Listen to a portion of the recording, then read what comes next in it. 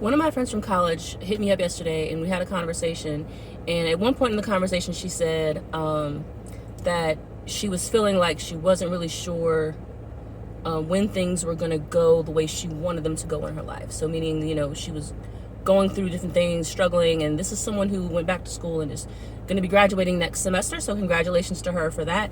But she was really just swimming in a lot of doubt. And I think it's an experience we can all relate to, that we've all been in that space of self-doubt, worry, when is it going to happen? And so the question that I asked her is this. Number one, what do you want to build with your life? And number two, what do you want to experience in your life? And she said she has a pretty clear concept. She listed a couple of things. And then I said, okay, cool. I said, then have you created a vision map? And not a vision board, but a vision map. And I've talked about this several times before. And it's about, the journey, right? Like, for example, you want to take a trip to Chicago. You know where Chicago basically is located. You know what it looks like. But you don't know how to get there until you plan the trip, right? I recently took a road trip with my daughter all the way to New York. We made several stops along the way, and it required a lot of planning on my part because we were going to stop at different spaces, enjoy that particular area, and then keep going, right?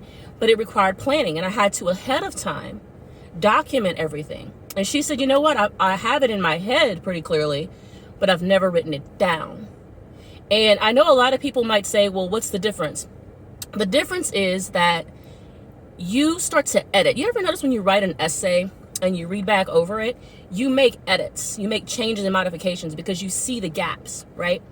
The goal with this is that when you're writing it down, you start to see what parts you're leaving out of the plan. And also it creates a literal map where you can say, okay, so I need to do this action. I need to learn this thing. I need to, these are the things I need to do, and it'll get me closer, right?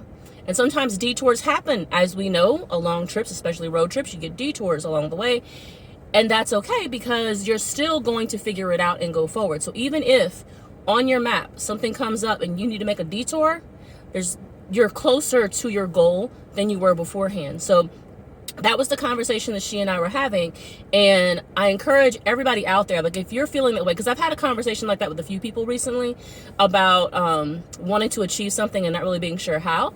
So if you're in that headspace or you're not really sure what your next thing is, maybe meditate on what it is you want to do, what you want to experience, because it doesn't just have to be an accomplishment. It could just be experiences. I told that to another friend of mine who was having the same kind of feeling recently.